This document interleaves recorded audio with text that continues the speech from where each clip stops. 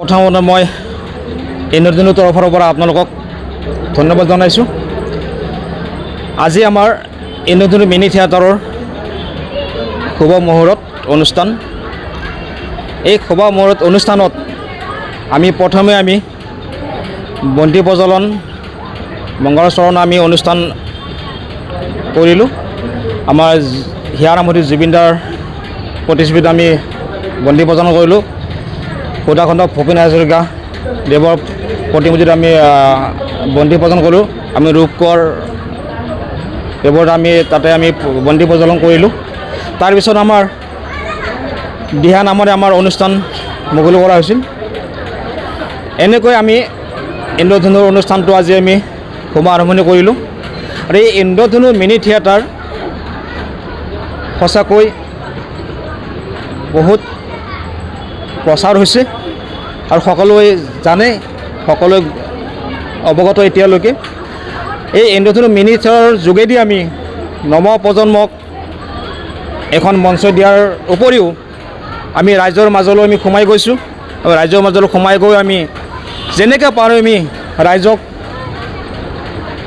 আমি আমোদ দিবলৈ চেষ্টা কৰিছোঁ। আৰু বাস্তৱ যি কাহিনী, এই বাস্তৱ কাহিনীসমূহ আমি ৰাইজৰ মাজত লৈ যাবলৈ আমি চেষ্টা কৰিছোঁ।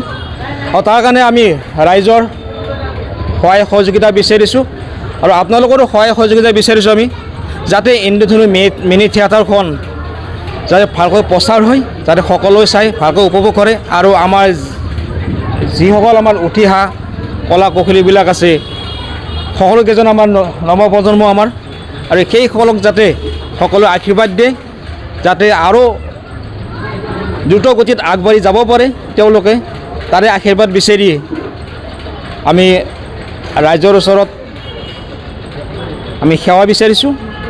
আৰু আমাৰ ইন্দ্ৰধনু মিনি থিয়েটাৰৰ যিটো আমাৰ প্ৰযোজক আছে, আমাৰ প্ৰযোজিকা আছে, আমাৰ ইক্ৰামুল হক আৰু মীনাক্ষী শইকীয়া, তেখেতসকলেতো বহুত কষ্ট কৰি আজি ইমান দূৰ আহিছে। তেখেতসকলে যিমান কষ্ট কৰিছে, আজি এই গৰম বন্ধৰ দিনতো তেখেতৰ কৰ্মশালা কৰিছিলে। এই কৰ্মশালাৰ পৰাই এজন দুজন যেনেকৈ পাৰে তেওঁলোকে এজন যাতে ভাল শিল্পী, ভাল এজন অভিনেতা অভিনেত্ৰী যাতে ওলাই ল'ব পাৰে, তেওঁলোকে এখন প্লেটফৰ্ম দিব পাৰে, এই প্ৰচেষ্টা সদায় ইন্দ্ৰধনু মিনি থিয়েটাৰ কৰি আহিছে। আৰু প্ৰতিষ্ঠা দিৱসবিলাকতো ইন্দ্ৰধনু মিনি থিয়েটাৰে তেনেকুৱা এটা প্ৰতিযোগিতা কৰি আহিছে। তাৰ পৰাই যিজন বাছনি হয় তেওঁলোকক প্ৰাধান্য দি আহিছে। আৰু তেনেকৈ ইন্দ্ৰধনু মিনি থিয়েটাৰে তেনেকৈ ৰাইজৰ মাজত আজি আগবাঢ়ি আছে, ৰাইজৰ মাজত আজি গৈ আছে। আৰু তেনেকৈ আমাৰ নৱপ্ৰজন্মক যিসকল আহি আছে আমাৰ তেওঁলোকক প্ৰশিক্ষণ দিয়াটো বৰ ডাঙৰ বস্তু। ইমান গৰমত ইমান কষ্ট কৰি ইমান পইচা খৰচা কৰিও প্ৰশিক্ষণ কিছুমানে দিব পৰা নাই। তেওঁলোকে ইন্দ্ৰধনু মিনি থিয়েটাৰে এইখিনি কাম কৰি আছে, কিন্তু এইখিনি কাম প্ৰশিক্ষণ তেওঁলোকে দি এজন ভাল শিল্পী, ভাল অভিনেতা তেওঁলোকে গঢ় দি তুলিবলৈ সক্ষম হৈছে। আৰু ইয়াতো ৰাইজৰ সহায় সহযোগিতা লাগিব, কাৰণ কি এইবিলাক কাম কৰিব লাগিলে টকাৰো প্ৰয়োজন আছে, গোটাইখিনিৰ প্ৰয়োজন আছে। গতিকে ৰাইজৰ সহযোগিতা লাগিব, ৰাইজে নখ জোকাৰিলে নহিব, ঠিক তেনেকুৱা। কিন্তু আজি যিখন নাটক মাত্ৰ এটা ফাঁকি এটা তেওঁলোকে শুনালে, মইতো অলপমান শুনি মই থাকিব নোৱাৰিলোঁ, মই চকুৰ পানী মোক ঘেৰি ঘেৰি পৰি আছে। সেইকাৰণে মই কৈছোঁ, যি মূলা বাৰৰ দুপাৰৰ চিন, তেনেকুৱা তেওঁলোকে যিটো নাটক কৰিলে আজি অলপমান দেখালে আমাক, কিন্তু নাটক যিকেইখন কৰিব মই ভাবিছোঁ ইমান ভাল নাটক হ'ব।